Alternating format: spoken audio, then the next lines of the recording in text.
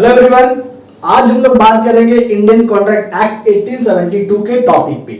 और हम लोगों का टॉपिक है आज का डिस्चार्ज ऑफ कॉन्ट्रैक्ट। जी हाँ, discharge of contract, one of the most important topic of the Indian Contract act.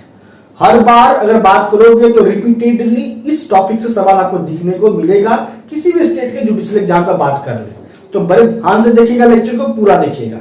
आज हम लोग बात करेंगे डिस्चार्ज ऑफ कॉन्ट्रैक्ट से जुड़े हुए हर एक रिलेवेंट पॉइंट पे। हम लोग ये समझेंगे कि किन किन परिस्थितियों में कॉन्ट्रैक्ट डिस्चार्ज होता है और डिस्चार्ज ऑफ कॉन्ट्रैक्ट से जुड़ा हुआ जो रिलेवेंट केस लॉज है जो काफी इंपॉर्टेंट है जुडिशियल एग्जाम के दृष्टिकोण से, वो भी मैं आपको बताऊंगा एक्सप्लेन करके। मैं आप लोगों से बस एक हम्बल रिक्वेस्ट करता हूं कि अगर आप चैनल पे नए हो तो इंतजार मत करना, जल्दी से आप जाओ, नीचे दिखेगा आपको रेड कलर का सब्सक्राइब बटन, आप उस पर क्लिक करके चैनल को जरूर सब्सक्राइब कर लें, बेल आइकन दबा दें ताकि आपको जब भी इस चैनल पे आपके चैनल लॉयर्स लाइव पे वीडियो अपलोड हो तो उसका नोटिफिकेशन सबसे पहले आपको मिल सके।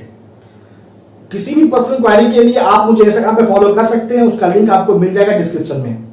और अगर आप जुडिशियल का तैयारी करना चाहते हैं तो आप हमारे टेलीग्राम जुडिशियल ग्रुप से जरूर जुड़िएगा, क्योंकि वहां पे बहुत सारे एमसीक्यूज का पीडीएफ और लीगल अपडेट्स अपलोड होते रहता है जो काफी महत्वपूर्ण होगा आपके जुडिशियल प्रिपरेशन के लिए। तो चलिए बिना समय गवाए स्टार्ट करते हैं आज के एपिसोड को। Discharge of contract. Discharge of contract का मतलब होता है कॉन्ट्रैक्ट का खत्म हो जाना। तो सवाल उठता है कि कॉन्ट्रैक्ट आखिर किन किन परिस्थितियों में खत्म माना जाता है या खत्म हो जाता है, दैट मींस कि कॉन्ट्रैक्ट डिस्चार्ज हो जाता है। तो सबसे पहला ग्राउंड है बाय परफॉर्मेंस। परफॉर्मेंस के आधार पर भी कॉन्ट्रैक्ट डिस्चार्ज होता है। थोड़ा इसको एग्जांपल के माध्यम से समझिए ताकि आपको अच्छी समझ में आए। किसी भी कॉन्ट्रैक्ट में कम से कम दो पार्टी का होना जरूरी है, ये आप जानते ही होंगे। मान लेते ए और बी है। अब ए और बी के बीच में कॉन्ट्रैक्ट हुआ है घर बनाने को लेके। ए बोलता है बी से कि मैं तुम्हारे लिए घर बनाऊंगा और उसके बदले में हम तुमसे 1 लाख रुपया देंगे। बी इस बात से सहमत हो जाता है कि ठीक है, तुम मेरे लिए घर बनाओ और हम तुमको 1 लाख देंगे। तो बी के लिए घर बनाएगा ए और उसके बदले में देगा 1 लाख, 1 लाख रुपये। तो ए का ऑब्लिगेशन क्या है बी के प्रति? घर को बनाना। और बी का ऑब्लिगेशन क्या है ए के प्रति? 1 लाख देना घर बन जाता है। तो अगर मान लीजिए ये जो दो पार्टी है और ये दो पार्टी का जो ऑब्लिगेशन है, दायित्व एक दूसरे के प्रति, अगर वो पूरा हो जाए तो क्या माना जाएगा कि कॉन्ट्रैक्ट परफॉर्म हो चुका है और कॉन्ट्रैक्ट में अब बचा भी कुछ नहीं परफॉर्म करने के लिए, तो कॉन्ट्रैक्ट माना गया कि डिस्चार्ज हो जाएगा। तो यहां ए ने जैसे बी के लिए घर बना दिया और बी ने ए को उसके बदले में 1 लाख दे दिया, तो ऑब्लिगेशंस एक दूसरे के प्रति डिस्चार्ज हो गया पार्टी का, तो बचा कुछ नहीं, तो कॉन्ट्रैक्ट क्या माना गया? डिस्चार्ज हो गया। तो by way of performance contract discharge कैसे होता है समझ में आ गया। अब दूसरा पॉइंट है ब्रीच के माध्यम से कॉन्ट्रैक्ट डिस्चार्ज कैसे होता है। तो सबसे पहले ब्रीच क्या होता है? What do you mean by breach? Breach का मतलब होता है कि अगर एक पार्टी ने अपने ऑब्लिगेशंस को पूरा नहीं किया, दैट इज कॉल्ड ब्रीच। अब ब्रीच में क्या होगा कि एक पार्टी ने अपने ऑब्लिगेशंस को पूरा नहीं किया है। फॉर एग्जांपल कि अगर मान लीजिए ए और बी है, इन दोनों के बीच में कॉन्ट्रैक्ट हुआ है और कॉन्ट्रैक्ट क्या हुआ है कि 10 केजी चावल 10 केजी राइस डिलीवर करना है ए को, 10 केजी राइस डिलीवर करना है ए को, डिलीवर करना है किसको करना है? बी को करना है। और इसके बदले में बी उसको देगा 1000 रुपया, 1000 रुपये। तो अब मानिए कि अगर ए बी को 10 केजी चावल डिलीवर ही नहीं करेगा तो उसने क्या किया? अपने ऑब्लिगेशंस को पूरा नहीं किया, तो माना गया कि ए ने ब्रीच किया है। तो यह हो गया ब्रीच के आधार पर कॉन्ट्रैक्ट को भी डिस्चार्ज किया जा सकता है। अब समझिए कि कितने प्रकार का ब्रीच होता है। 2 प्रकार का मूलतः ब्रीच के बारे में बताया गया इंडियन कॉन्ट्रैक्ट एक्ट में। सबसे पहला होता है एक्चुअल ब्रीच। एक्चुअल ब्रीच क्या होता है और एंटीसिपेटरी दूसरा होता है। इसको समझाने के लिए मैं आपको थोड़ा सा एग्जांपल में फिर चलता हूं। अब यहां पे ए बी के साथ जो कॉन्ट्रैक्ट किया कि 10 केजी चावल वो डिलीवर करेगा, उसके लिए 1000 रुपया लेगा। ए को 10 केजी चावल डिलीवर करना है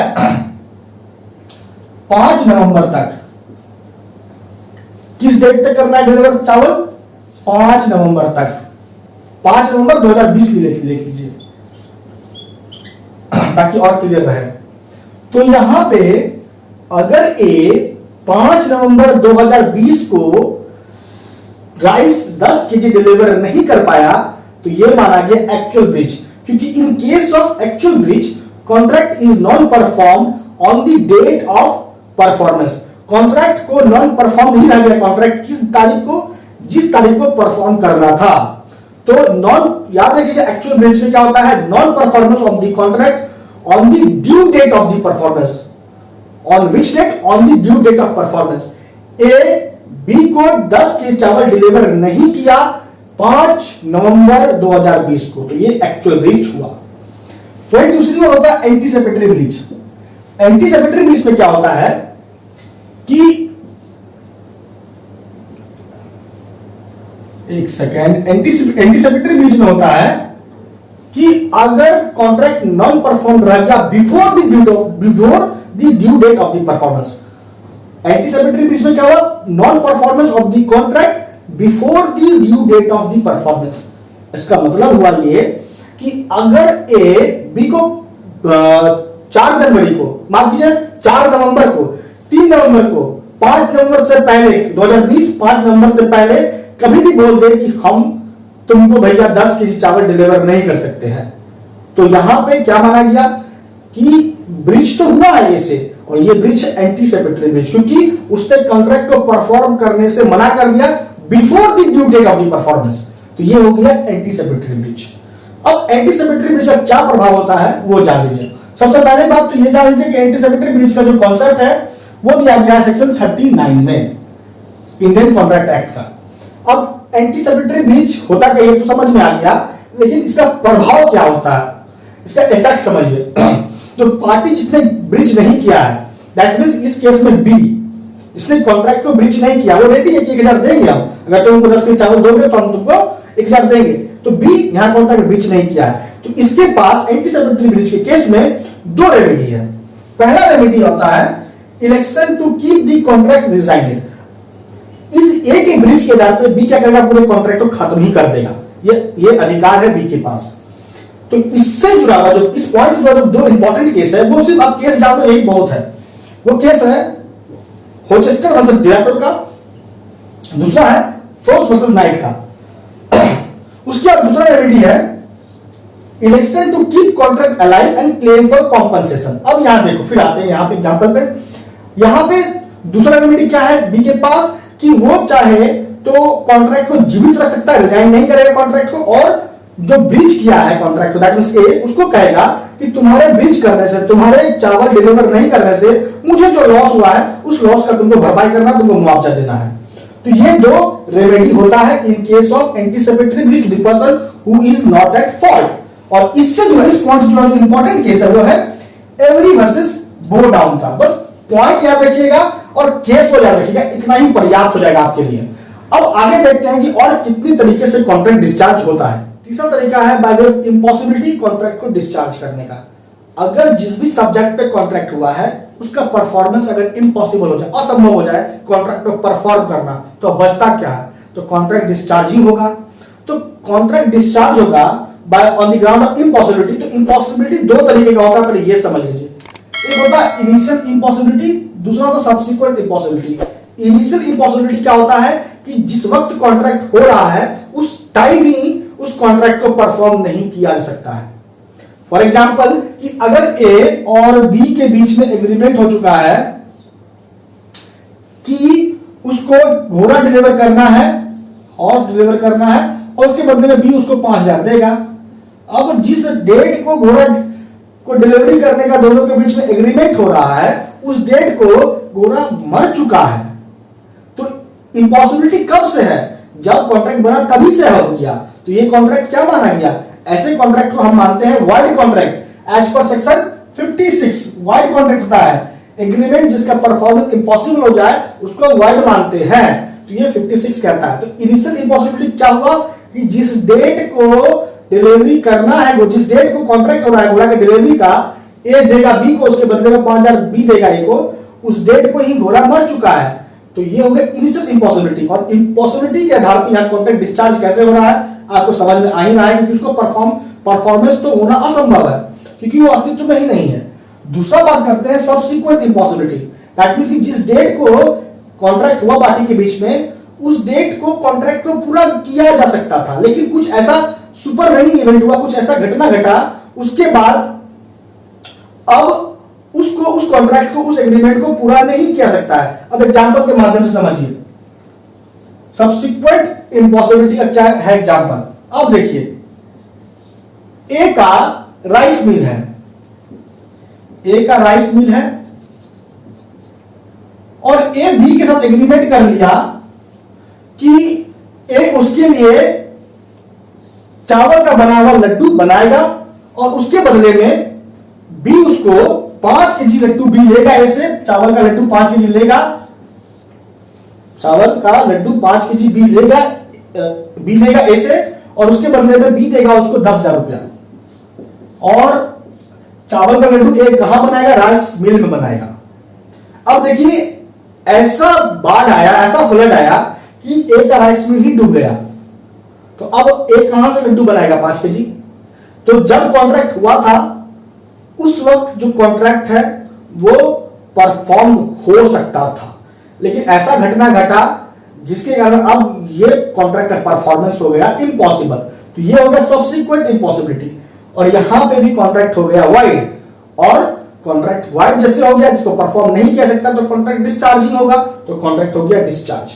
लेकिन एक चीज समझ में आ गया कि ये डॉक्ट्रिन का इवोल्यूशन हो गया, doctrine of frustration. Doctrine of frustration क्या होता है कि वह ऐसा कोई भी सुपर वेनिंग इवेंट घटता, ऐसा कोई भी आपदा आता है, घटना घटता है और निश्चित घटना घटे, और उस घटना के घटने के कारण क्या होता है, परफॉर्मेंस कॉन्ट्रैक्ट का हो जाए इम्पॉसिबल या अनलॉफुल हो जाए, जिस कॉन्ट्रैक्ट को पूरा नहीं किया सकता है। वो घटना घटा और कॉन्ट्रैक्ट हो गया अनइनफोर्सिबल, अनपरफॉर्मेबल। तो यहां पे क्या मान लिया गया कि वो कॉन्ट्रैक्ट हो चुका है अब वाइड, और डिस्चार्ज हो जाएगा इम्पॉसिबिलिटी के ग्राउंड पे। तो अब यहां पे डॉक्ट्रिन ऑफ फ्रस्ट्रेशन समझ में आ गया कि घटना के घटने पे अगर कॉन्ट्रैक्ट का परफॉर्मेंस इम्पॉसिबल हो जाए तो उसी को कहते हैं डॉक्ट्रिन ऑफ फ्रस्ट्रेशन। और ये जो डॉक्ट्रिन है ये इवॉल्व हुआ था जिस केस में, वो लिख लीजिए, टेलर वर्सेस कैडवेल का केस था। वो कौन सा केस था? टेलर वर्सेस कैडवेल का केस था। उसके बाद अब यहां पे एक और चीज आपको याद रखना है, मैक्सिम, कि आखिर ये जो इम्पॉसिबिलिटी के आधार पर कॉन्ट्रैक्ट डिस्चार्ज हो रहा है ये किस मैक्सिम, लैटिन मैक्सिम बेस्ड है। वो है, लिख लीजिएगा, इंपॉर्टेंट है, लेस नॉन कॉजिट एड इम्पॉसिबिलिया लॉ। इसका मतलब होता है, a law can not compare a person to do a thing which he can not do.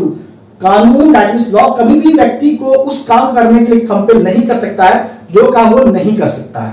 इस मैक्सिम का यही मतलब है। तो ये हो गया इम्पॉसिबिलिटी कॉन्ट्रैक्ट और कॉन्ट्रैक्ट का डिस्चार्ज। अब आता है चौथा पॉइंट कि नोवेशन के ग्राउंड पे कैसे कॉन्ट्रैक्ट डिस्चार्ज होता है। इसको लेके जो इंडियन कॉन्ट्रैक्ट एक्ट का प्रोविजन आपको देखना है वो है 62। अब आता है कि नोवेशन के आधार पर कॉन्ट्रैक्ट डिस्चार्ज कैसे होता है। तो देखिए, नोवेशन दो ही चीज का होता है, या तो पार्टी का या तो सब्जेक्ट मैटर का। तो मान लीजिए ए और बी के बीच में कॉन्ट्रैक्ट था और इन दो पार्टी को ही बदल दिया गया, तो जो पार्टी ही बदल गया तो दोनों के बीच का एग्रीमेंट रहा कहां, खत्म हो गया। पार्टी बदल गया, नोवेशन पार्टी का हुआ, कॉन्ट्रैक्ट दोनों के बीच में खत्म माना गया। दूसरा कि जिसमें सब्जेक्ट मैटर पे कॉन्ट्रैक्ट हुआ था उस सब्जेक्ट मैटर को ही बदल दिया गया। ए को बी के लिए घर बनाना था मान लीजिए, अब ए कहता है कि छोड़ो तुम मेरे लिए घर नहीं बनाओगे, तुम मेरे लिए बना दो फार्म हाउस, फार्म हाउस बना दो। तो पहले वाला कॉन्ट्रैक्ट क्या हुआ, खत्म हो गया, क्योंकि इस यहां पे बदल गया, जो पहला कॉन्ट्रैक्ट था वो बदल गया और दूसरा कॉन्ट्रैक्ट इन्फोर्स हो गया। तो पहला कॉन्ट्रैक्ट हो गया, यहां पे पहला कॉन्ट्रैक्ट हो गया खत्म, और इस आधार पर पहला कॉन्ट्रैक्ट हो गया डिस्चार्ज, कि पहले कॉन्ट्रैक्ट को परफॉर्म करने की जरूरत नहीं, सब्जेक्ट मैटर को बदल दिया गया है। तो नोवेशन दो चीज का होता है, पार्टी या सब्जेक्ट मैटर का। तो पहला जो कॉन्ट्रैक्ट होता है वो खत्म हो जाता है और पहला कॉन्ट्रैक्ट जैसे खत्म हो दैट इज डिस्चार्ज हो गया।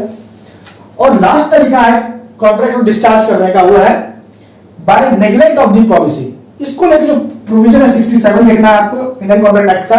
अब यहां क्या है कंसेप्ट की, अब मान लीजिए प्रोमिसी क्या किया, एक एग्जांपल समझिए, अच्छे समझ में आएगा।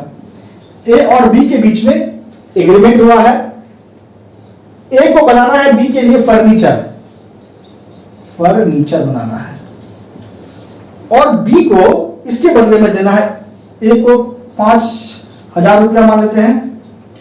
और एक कंडीशन है कि ए बी के लिए फर्नीचर तभी बनाएगा जब बी ए को लकड़ी देगा फर्नीचर बनाने के लिए, तो यहां पे मान लीजिए बी प्रॉमिसी है, बी प्रॉमिसी है, बी को प्रॉमिस हुआ था कि ए ने प्रॉमिस किया था कि मैं तुम्हारे लिए फर्नीचर बनाऊंगा, इसके लिए मैं तुमसे 5,000 रुपए लूंगा, लेकिन शर्त यह है कि तुमको मेरे लिए लकड़ी का व्यवस्था करना पड़ेगा।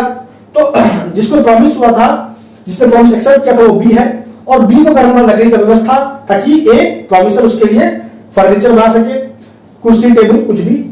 तो यहां पे प्रॉमिस ही क्या किया, ये लकड़ी प्रॉमिसर को नहीं प्रोवाइड किया, तब लकड़ी ही प्रोवाइड नहीं किया तो फर्नीचर बनेगा तो बनेगा कैसे। तो यहां पे प्रॉमिसी का नेग्लिजेंसी के कारण क्या हो गया, कॉन्ट्रैक्ट डिस्चार्ज हो गया, और जो गवर्न करता है इंडियन कॉन्ट्रैक्ट एक्ट का सेक्शन 67। तो दोस्तों आ चुका है लेक्चर को कंक्लूड करने का टाइम। हम लोगों ने आज जाना है कि कॉन्ट्रैक्ट को डिस्चार्ज 5 तरीके से किया जा सकता है as per the Indian Contract act, और इन सभी पॉइंट्स जो रिलेवेंट केस है वो भी मैंने आपको बताया। मैं अंततः बस इतना बोलूंगा कि अगर आपको वीडियो अच्छा लगा है, बात समझ में आई है, तो लाइक जरूर कीजिएगा, अपने स्टडी ग्रुप में शेयर जरूर कीजिएगा, क्योंकि आपको लाइक शेयर कमेंट से बहुत मोटिवेशन मिलता है। और कोई पर्सनल क्वेरी है तो आप मुझे बेझिझक इंस्टाग्राम पे फॉलो कर ले। टेलीग्राम ग्रुप से जुड़ने के लिए आपको लिंक मिल जाएगा डिस्क्रिप्शन बॉक्स में, और इंस्टाग्राम लिंक मिल जाएगा डिस्क्रिप्शन बॉक्स में। तो दोस्तों आज लेक्चर में इतना ही। आपका अब तक हमारे साथ बने रहने के लिए बहुत बहुत धन्यवाद।